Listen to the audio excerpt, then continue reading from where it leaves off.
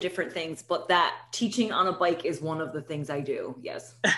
Okay, so you're doing a lot of different things outside of photography. Now I'm recording now, so Okay.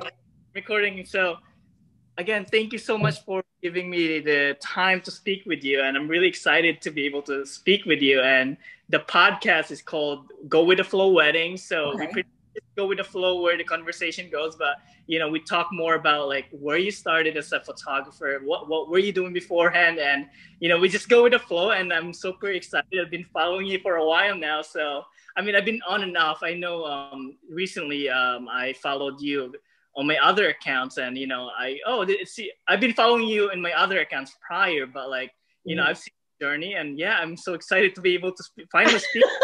Thank you very much. I'm really cool with the go with the flow thing, except I get like real distracted, and I will just like dive down a rabbit hole of conversation, and sometimes people will have to like pull me out. So Well, I feel like I'm bad at staying in topic. I just go with the flow. So we'll just see where we go. And, I'm super excited to be able to speak with you. And I know, Caitlin, you mentioned that you are doing different things aside from photography. You're actually teaching a bike class. Tell me a little bit more about what you're doing outside of photography. Okay. So I'm a huge believer in mental health and like just living a life where you are nurturing that. And so for me, other than like my Facebook group of like just creating personal work and all that stuff, which I think is super important, like my physical and mental health, like exercise has really helped me with that. Otherwise I go down like a deep dark hole and just like wallow there. And so I started going to the gym regularly like 5 years ago. And then because I just think I need to do everything, I got certified, and now I teach at the gym as well. Okay. And then with COVID going on, like, is this something that you're doing when wedding season happens, or is this kind of just happening recently just because? I got certified about 2.5 years ago. So I've been doing it for about 2.5 years now, all through wedding season, like a psycho, around and around. Good for you. And for people that doesn't know who Caitlin is, she's the person behind the Ramsdens, and she messaged me, oh wait, because I thought the Ramsdens is kind of like there's two of you guys, which is your husband, and yes, I hear the Ramsdens, it's kind of like focusing in both of you, but actually she mentioned that she's the mastermind of behind Ramsdens. Yeah. He has a nice accent, and he's a really good photographer, but like other than being there like on the wedding day and dealing with clients face to face beforehand, it's like I am basically handling everything else, and I'm the one who taught him everything. He was not a photographer when we met, and so I like to teach photography. I love sharing photography. So I was like, take my camera, just take it. He like wasn't even interested, and I was like, just take a picture. And then he liked it, and then he was like so instantly good at it, and it really pissed me off. But yeah, no, he has a lot of natural talent, and it's really actually annoying. So Brian, actually, he was the so he's your husband. You both work together, and does he edit the photo? Is that's all on you? Usually we would split it 50-50, but that's not how we began, because I'm a control freak, and I'm very OCD about editing. So if I saw any white balance that like was off, or like just not like, if the photos didn't look like they were edited all by the same person, I'd be like, you have to fix that. And I would drive him absolutely insane. So then with 2020 and COVID happening, because we were so much less busy, I was like, you don't even need to edit anymore. I got this. So he hasn't edited a single thing in all of 2020 and through now, because it's just, when we were shooting like 50-60 weddings, like I needed help editing, but now I don't really. So I'd rather just do it myself. Well, you have it relaxing, I guess, take the work. Yeah, exactly. So crazy. How long have you been doing? Is the Ramsden the brand? Is that where you initially started off, or what was the story behind it? Like, what were you like? How long have you been doing photography? before? So, this is a long story, but I will try to break it down into like 2 minutes if that's possible. Okay. Wherever, whatever, you just say whatever you have in your head. Okay, cool. So photography for me began, I don't know how old you are, but I am 34. So I feel like I feel like an old person now because there's so many like references that I don't understand. But anyway, so when I was 8, there was this store called Ames. Do you remember Ames? You probably Aim. Ames, Ames. Wait, say that again. Do I know Yeah, Ames? do you know it used to be like a department kind of store, like a Target, except it was called Ames. Okay, I guess I'm too young for. I guess I don't know. I I know told that. you. Wait, no, Kaylin, no. I wasn't born here. I was born in the Philippines, so not to kind of. Okay, okay, okay, Okay, so I okay, came okay. 11, so I'm pretty sure that's been around. Ames. So maybe I wasn't here for that. But what's Ames? Okay, so Ames was like a Target, but it doesn't exist anymore. This was like, I'm talking about like 1994, like a long time ago. And it was the store, and they had a little electronics section. Woo. And I walked, and meanwhile, a little backtracking, like when I grew up, like I was super poor, like super, really uncomfortably poor. So we were walking past this, we took the bus to get there to Ames, and I saw this hot pink plastic camera. It was a Canon camera. It was 35 millimeter. It was just a point and shoot rangefinder, like super simple. And I think it was like $12, like something ridiculously cheap. And I was like, I really want that, mom. Like, please, like that is for me. It just called to me, and we didn't have any money. And she was like, for Christmas. And I was like, okay, cool. Like, I'm down with that. Like for Christmas. So I got the camera for Christmas, and from that point, we lived in kind of like the projects, I would say. And Mm-hmm. so there was this like little like apartments that were all connected, and then there was this really big high rise. And at this certain point on this hill, I could see the view of the Hudson River. And so every day for 2 years, I just took a picture of the sunset every day.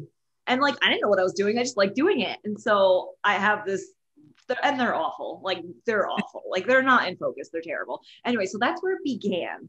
And I was just always just documenting my friends and random crap, all terrible photos on this hot pink Canon 35 millimeter rangefinder camera. So then in high school, I took a photography elective because in high school, my studies specifically were music and art because I played the flute. Whoop, whoop. And, I took like and we had just got a new high school, and so we had like a dark room and everything, like a new dark room, like it was a big deal. We're like, yeah. And the teacher saw that I was serious about it, so she was more serious about it with me, and that was really, really nice. Shout out to Mrs. Harris, Beacon High, class of 2004. Woo woo. And I just knew, I was like, I don't want to, but I knew when I was 8, I was like, I don't want to do anything else. I don't even care. Like, don't even care. And so it was never like a question whether or not I was going to be a photographer. It was just like, how am I going to be a photographer and make a living? That was always the big question. So anyway, long story short, I went to school for photography, Bachelor in Fine Arts, and then I graduated and I was like, well, this was stupid. Now I have all this student loan debt. Right.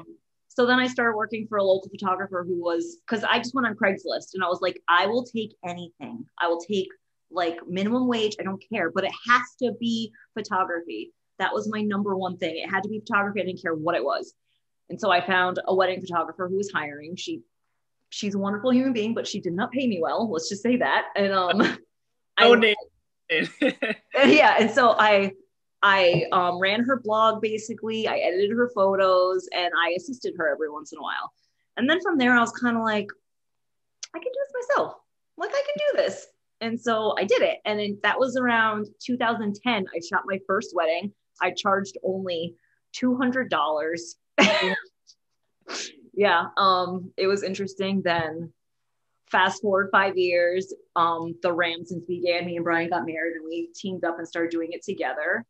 And now here we are, not charging $200 anymore. That's for sure. And now you're this well-known photographer, the Ramsdens.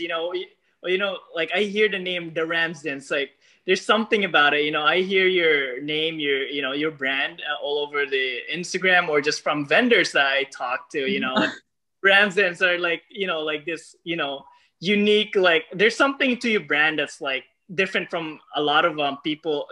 Other brands out there that are photographers. Like there's just something behind the Ramsdens. Like how who came up with the name? Like what was behind? So it was me because my maiden name was really long and not very memorable. So the second we got married and I changed my name, I was like, yes, this is my time, because I'm into branding like that. Like I love it. Like I think it's nerdy and I think it's fun. And so before, my name was Caitlin Mahar Daniels Photography. Mm-hmm. No, like long name. It's too much. It's too much. So the second we got married and I legally changed my name, I was like, okay, we're just going to be the Ramsdens. It's easy to remember. It's not cheesy. And I didn't want it to have the word photography in it. To me, a photographer that has the word photography in the name, there's just something about it that just doesn't sit right in the back of my mouth, like for me. And I think that's part of my branding brain. And so I came up with the Ramsdens, and it also really, really like, it gives us a leg up that Brian, who is not here right now to be in this, he's like a really, really great human being and a great people person. And so like, he like mesmerizes people with his like good people personness. That's not a word. And of course he has a South African accent, which is like the prettiest accent on planet Earth, in my opinion. So people just love him. And who's South African? Is that you or is that Brian? No, it's him. Oh, you would know. I'd be like talking all nice. You're the one from, like, I read your bio and your website, from Texas, and Brian South Africa. Yes, exactly. So when I was born in Texas, on a dirt road in a trailer that had no electricity. So it was like I was living the life down there. Let's just say that. Pretty much like what you mentioned. You were really poor, and then you don't have a camera. You couldn't even I'm sure it was hard to afford a camera that your mom bought for you. Yeah, no, that was like, she like made my dreams come true basically. And my mom has always from day one been supportive of like my photography dreams and everything like that. So I'm really thankful for her for that. But I totally forgot what we were talking about. No, it's okay. And like that's a lot. I love this podcast. We just go with the flow. But you did mention that so you grew up like not a lot of photographers now knew that they wanted to be a photographer. But for your case, you grew up falling in love with photography, and like you kind of know this is what you want to do. And then now you get to the point where you have a successful business, and now you're also offering workshops for creatives, and also selling presets, and you're like the brand in the Hudson Valley, the Ramsden. I feel like Hudson Valley, you as a photographer. I'm not just saying that. I feel like that's so true. Like the workshop. Tell me more about the workshop and who's that for as well. So we did 2 of them, and I host. So I don't know if you want to talk about it, but I have this group called Let's Get Weird. And it's strictly like anti-wedding. Like if anyone starts talking about wedding photography or posting wedding work, I'm like, nope, this is separate. Like we can't la, because I need that. So I've shot over 250 weddings. Like after 250 weddings, you need a mental break from weddings. And for me, I need the creative freedom and I need the creative outlet to get away from that. So I stay sane. So for the workshops, I would create a concept in my head. Like I'd find inspiration for something, and the workshops were meant and are meant for other wedding photographers. And it would be like an all out, like whole day thing. Our first workshop, we called it the Nomad Workshop, and it was in winter. And we got so lucky. It was like a foggy day. It was beautiful. It was magical. And we had 2 couples, and both were our real life clients who had not been married yet. And they hadn't done engagement shoots. I wanted them to be like virgins to our camera so that the photographers we were teaching could see like how we would do something when we were first ever photographing somebody. And so one of the couples was these girls, Cynthia and Sam, who are like some of my favorite humans on the planet. And I wanted their whole attire to be inspired by Frida Kahlo, because to me, Frida Kahlo, wish she was famous when she was alive. It pisses me off every day. But like to her, like she's my everything. Like I love Frida Kahlo. Like she's the queen. And so the concept for them was inspired by Frida. And then the concept for the other couple was just kind of like ethereal elopement magicalness or whatever. And so how it would start is we started the day with I gave them like a whole rundown on business, how to treat their clients. Like I gave them, I don't remember, I gave them like a whole workbook and kind of showed them how I do everything. And Brian did a whole spiel on like how to treat people on the wedding day and everything like that, like used his people skills to kind of explain it, because you have to have people skills. Like you can't be a jerk. No one's going to want to work with you if you're a poopy head. So, and then our assistant Laurel did a whole thing on Pinterest and how it could gain business. So like we really like shove a lot in. And then we went on the shoot, and that lasted about 2 hours. We had a school bus that brought us all to the location. And then after that, I gave them all like an editing rundown on how I would edit the photos we just took. So it was like an all day thing. It was fun. It was great. I had a great time. Then we had another one right in February. This is February of last year when we were allowed to be around people. And I wanted that one to be less about the business and more about just the creative side and the shooting. And so we held it at this place called Rebel 32 right in Poughkeepsie, which is like 5 minutes down the road from where we live. And we just wanted the concept to be super avant-garde. And we had a real couple and then a single model who modeled a wedding dress. And we always partner with Corey Jason Chrysler, who is a local makeup artist, who is like one of my best friends. And I think he's just the best human being on the planet. Like he really just brings me such joy. And so for those, we let him help with the concepts and he kind of ran with it. And so that the February workshop was very much just shooting, just creativity, and just kind of focused on how can you build your portfolio and feel artistically kind of satisfied with yourself. And so that's kind of rundown of that. And then I took a break from them because wedding season happened.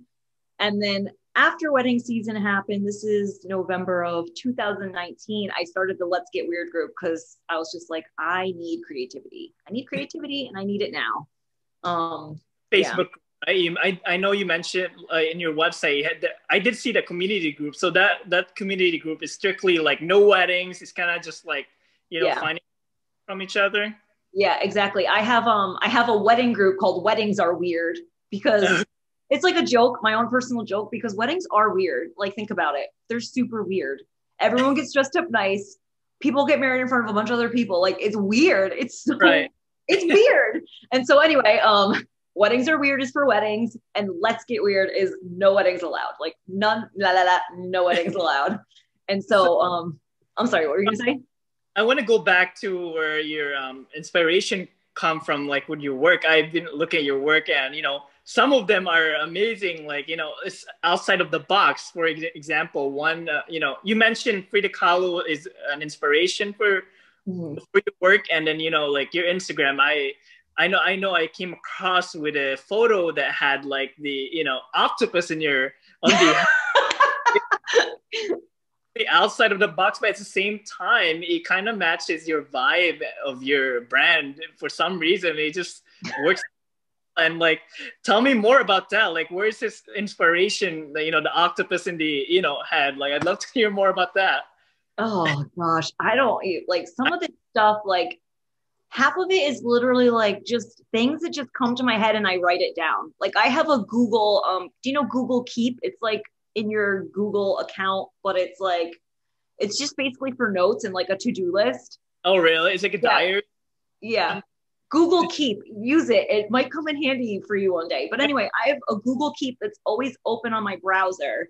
And I'm just like, something will just come into my head out of nowhere and I'll just type it into my Google Keep so I don't lose it. And if I'm not on my computer, I'll put notes into my phone. And so I don't remember what I was doing. I was having a conversation with Corey, who was the model for that shoot. And he also was his own makeup artist. And I was just like, Corey, I just want to wrap you in an octopus. Actually, no, I didn't. It wasn't even him. I was like, Corey, I want to wrap someone in an octopus. And I didn't. And he was like, he's afraid of like sea creatures. Okay. And he was like, Caitlin, I will do this. And I was like, what? Because I know about his like fear of sea creatures. And he was like, I will overcome my fear of cephalopods or whatever. He always uses the scientific terms for everything. And because he's like a genius. And he was he said he would do it and he did it. And it was great. It made me so happy. It really, really did. No, it was really great. Like the photo turned out to be great, but like not a lot of photographers has the balls to, think outside of the box and putting that into their portfolio. Like what made you like, I'm just kind of wondering, like, what's the benefit? Like, was it good to do that shoot for you? Like how that has that like, kind of like affected your brand in a way, or like, I'm just curious, like that type of like, or to say content. So this is the thing. I have been doing this so long that I literally don't care what other people think. And I think that's half the joy in it. I know the wedding industry, especially with photographers, can be very catty and like, right. And everyone's always trying to one up one another. But like, I literally don't pay attention and I don't care. And I've always been that way. And I think it's one of the reasons I maintain being a happy person and that I don't like fall into that. And so if I want to do a weird shoot and I'm going to do it, I don't care if my clients are going to be freaked out by it. I don't care if society is freaked out by it, like, because it's making me happy. And that's how some people express themselves, by dyeing their hair a different color, which I did when I was in high school, but not anymore. Yeah, but it's how I express myself by making the ideas that come in my head. And I'm not everyone's cup of tea. And I know that, like, as a human being, as an artist, as a wedding photographer, I know I freak some people out, but I don't care. And I mean that with love though. Like, I don't mean it in like an, I don't care, screw you kind of way. I just mean like, oh, well, like, it's fine if I'm not your style. Like, that's okay. And so I think people respect that. And so it can go either, it's very polarizing. Like, some people see my personal work and they're like, yeah, I'm not having you photograph my wedding. And I'm like, that's fine. You can find someone vanilla. That's okay. And then there's people who I find more positive reactions than negative, because people are like, literally yesterday we were doing a shoot and me and Corey and Claudia from the Great Studio. Are you familiar with the Great Studio in Poughkeepsie? It's a barber. No, Claudia and Alex, Claudia is a hairdresser and Alex is a barber. They're also like two super, super amazing, talented human beings. And I was doing a shoot with Claudia and Corey and this girl, Christy, who was a past bride of mine. And she was saying while I was shooting her, and the whole theme was something Corey came up with. He wanted like psychedelic, like pink, pink, pink, pink, just like magic. And I was like, yes. And so she was saying, as we were doing the shoot, she was like, Caitlin, this is why I respect you so much. This is why you're so good. This is why your wedding work stands out, is because you create stuff like this and you work hard to express yourself and create this personal work. And I was like, wow, like, thank you. Thank you so much. And so a very long-winded answer is, I think it creates a more passionate following from people who appreciate it. And I'd rather have really enthusiastic fans or followers, should I say, than like lukewarm people who just like think I did something that they liked on Pinterest. You know what I mean?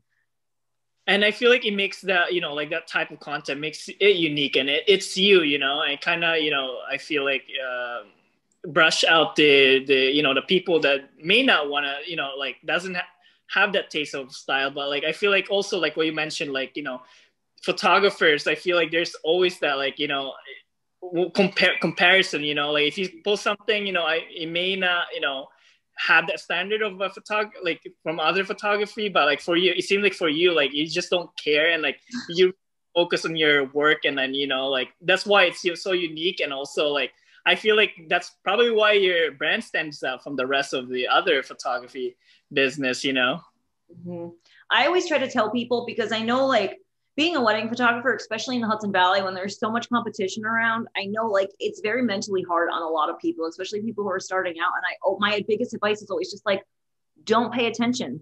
Like if you see something on like social media or on the internet and it makes you feel icky inside, I'm like, mute it, unfollow it, get rid of it. I have like, this is the honest truth. I have so many photographers muted. I never see their work ever.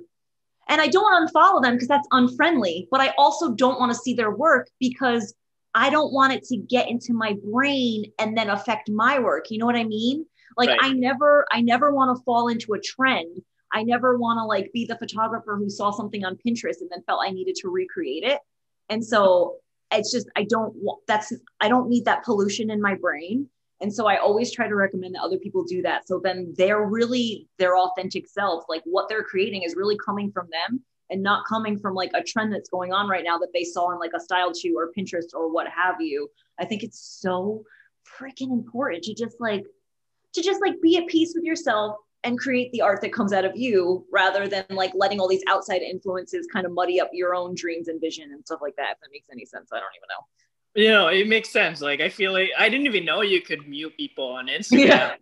They had the option to do that. But yeah, I feel like, you know, what you're, you know, feeding your brain to what, you know, in the daily basis can really affect to, you know, what you put out there. And I feel like that's so true. And I feel like, again, like you're, you know, like the work that you put out is so unique and it's you. And that's what I like about you because of your work is, you know, you don't really care what you put out there and it's so unique, you know, and it stands out there, you know. And I feel like, you know, again, like I feel like the photography standard, like or video photography, I mean, video business, like I feel like they have that standard, like, oh, you know, it seems like traditional, but I feel like you're trying to be outside of the box. And that's why I like about, you know, the Ramsdens, you know, your brand. So. Thank you very much. and girling Caitlin, but like, you know, I really, your brand really is like, you know, I mean, I was talking with, you know, Alex and Julie, I'm not sure if you even know them, but like, you know, I told like, oh, the Ramsdens, like, you know, they mentioned like the Ramsdens, like, oh my God, like, the high-end photographer from the area. Alex and Julie? Wait. Yeah. From that live in the ones that are from Brazil and wherever he's from. They were our models for our second workshop. Yeah, they mentioned that. And then, you know, like they were like I love the photo that like as what's his name? Alex had mentioned, like he had to put on like the pearls. I was like, oh, like he didn't know what he was signing up at first because he thought it was just like a photography, but I get the photos and like, you know, it's something unique. And, you know, I like what you put out there because it's so unique. You just don't have like those, you know, style shoots that are like, you know, traditional. You like to think outside the box. And, you know, yeah, they did mention you, like the Ramsdens, oh my God, like, you know, they're the high-end photographer from the area. They are such sweetie pies. And like, oh my gosh, I wish nothing but good things for them. But the pearls and that concept, that was like all Corey. Like all Corey. He was like, I told him what I wanted. I was like, I want ethereal and slightly like, I don't know, what's that word? Extraterrestrial. Like, I feel like those are things I go to a lot. Like, I'm like extraterrestrial, but like not like typical like Martian, like just like a being. And so Corey just like, he just ran with it and he's just amazing. And he came up with the pearl idea. And I always like it to be a surprise. And like, not some, like that's one control freak side of me, that I'm a control freak when it comes to things I can control, but I 100% trust the professionals I work with. And so if someone says they have a vision and like, they're going to do it, there's no way I'm going to want to even involve myself. I'm just like, you do it. I trust you. Get it done. Like, awesome. And so that's what I think, that's why when we do the workshops and things like that, it works out so well, because I'm not telling the other professionals what to do at all. I'm just like, this is the vision I want. Do and embrace it and express it however you choose. And then it makes me so happy to see what other people do as well. And I feel like if you think about it too, like if you just have a regular size shoot, like I feel like that what you're doing, like with this kind of style shoot, like it's so like the models are doing something, you know, something unique to the, they're wearing, and I feel like it just stands out as well, compared to having just a traditional like style shoe. I feel like it's so unique, like the octopus and like the pearls in the of Alex's face. I it just stuck to my head. It stuck to the head, like that vision of like, yeah, that photo, because like I could always remember it because it stands out. So that's really, you have those styles, kind of styles. To me, it's just like, it's so like what I am trying to do is so much bigger than like, I feel like wedding photography is like this very small little box. Mm-hmm. And photography is like the whole planet to me. And so what I'm trying to do is I'm not trying to fit my whole photography life in the little wedding box. Like, I'm thinking of photography as like this huge medium and art form, and like what can I do to get the most out of it, and how can I express myself the most within it. And I like to photograph people the most. Like, I discovered that in college, that because I always used to just photograph like landscapes and like items and things and like creepy little dolls and just like found objects and still lifes and landscapes and whatever and nature. But in college, I discovered I like to photograph people. And I'm like, there's this endless world in photography of how you can photograph people. You can do photojournalism, you can do portraits, you can do weddings and all things like that. So to me, it's like, I'm not going to put myself in the wedding box, even though that's how I make a living. Like, I just need to fulfill myself in every sort of way in the whole world of photography, and not just wedding photography, if that makes any sense. Yeah, that makes sense. And again, like that shows to your work, and like, again, like it makes your brand stands out from the rest of like, photography brand that I've seen out there. And that's so cool. And then being able to create like such a brand that's so strong now, like the Hudson Valley photographer, the Ramsdens. But yeah, I'd love to, before we leave, I would love to hear about the COVID situation. I know like this was something, and I'm, of course, like you use this as a, most of your income. How did that, like, for your last year's wedding, how did that affect you? We weren't expecting this, but how did that affect you? Okay, so what do you want to know specifically? Do you want to know the reality and the numbers of the financial situation, or do you want to know how we handled it? What specifically would you want to know? Because I could literally go on for days, and I don't want to do that. Right. I'm sorry to be not to be specific, but yeah, I'm like, like how are you guys, it's unexpected. How did you guys handle it? Like, with the and for this. So, this might go in like 100 different directions, because when I think of 2020, my mind goes into 100 different directions. Right. Or like, like I know, like, did you do something differently that, you weren't expecting to do, because you were probably planning on doing the weddings, full time. What did you do differently? Yeah. So I look at it, 2020 was like a blessing in disguise, because I have a problem with just overbooking. Like, we always do way too many weddings, and we don't overdo it. We don't tire ourselves out, but like, we don't live our lives, you know what I mean? Because we're always working. And so we had about 56 weddings booked for 2020. And my goal was to stop at 30 for 2020. Mm-hmm. So I went 26 over what I wanted to stay at. And so it made me realize, I was like, okay, first of all, I need to raise our prices again, because doing 56 weddings is just insanity, and there's no reason for that. And it was a chance to like, to kind of reflect and think about what I want out of my life and things like that. But so what I did was I started selling prints to make up for income, because like we basically had none anymore. And so I started selling landscape prints that I've taken over the past like 5 years. And that ended up paying my mortgage for 1 month. And I live in the town of Poughkeepsie. My taxes and my mortgage are really high. So that was great. And I just couldn't believe the support of people buying my prints. Like, that's when I realized, I was like, oh my God, like people actually care about my art other than just wedding work. Like, it was a huge surprise.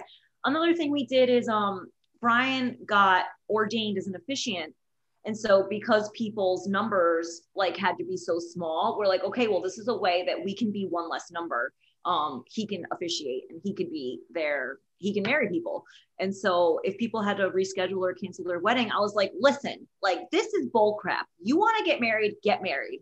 And so we created a bunch of smaller packages below our like full day wedding packages. So we created a 2-hour wedding package, a 4-hour wedding package, just things like that. And all of them included Brian as the officiant. And so that's something we ended up doing. He married a bunch of couples that decided they wanted to elope or decided they wanted to have a much smaller wedding. He would literally like be taking pictures all day, put the camera down, marry them, pick the camera back up and continue. And he did a great job. And so that was one thing that people really, really liked is like, they have this guy who sounds really pretty and he made like custom ceremonies for everybody.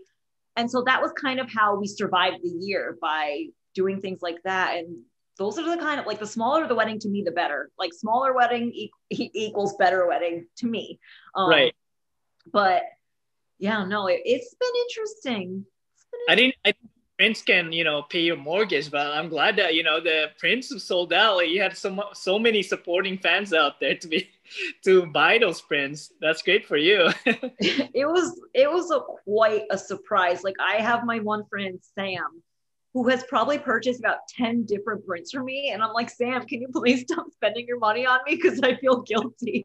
But she just keeps doing it. And I don't know, like I just felt really thankful about it. And so I don't know.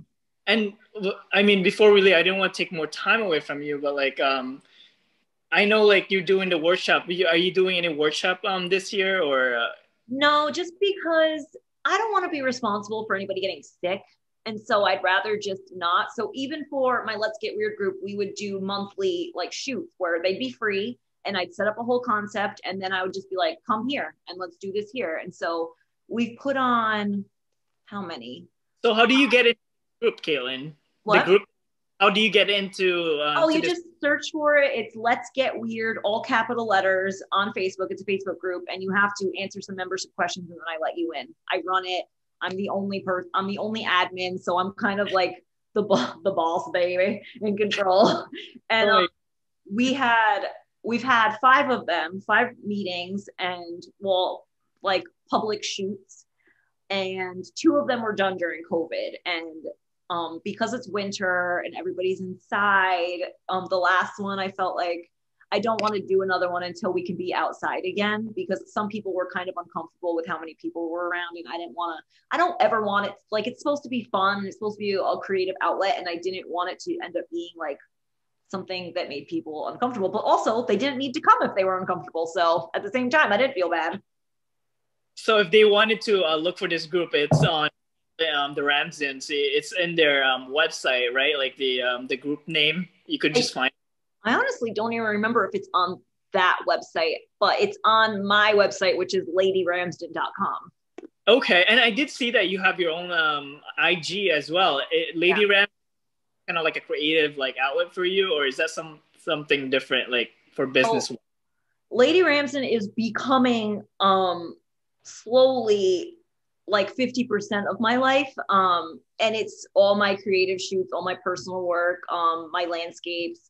And I'm kind of like going down the realm of education there rather than education being associated with the Ramsdens, because the education part is only me. And so I felt like it was a little misleading to have the education be with the Ramsdens when really it was like me talking and teaching everybody everything. And Brian would talk for like 5 minutes. So Brian didn't care, right?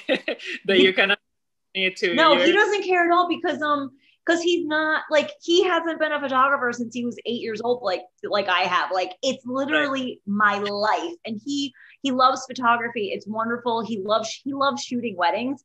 But for me, it's so much more beyond that. It's like this photography is this all-encompassing being that like I like totally bow down to.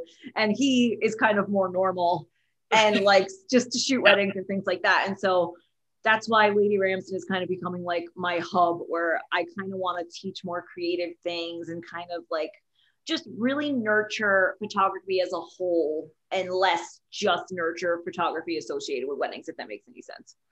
Yeah, that makes sense. I mean, like that's kind of like that makes it more like if I was looking for a mentorship, the Ramsdens, I would be assuming like, oh, I'm getting both mentorship from this team. Like it would be you and mine, but like I feel like the Lady Ramsdens kind of like solidify that to you're the one teaching it.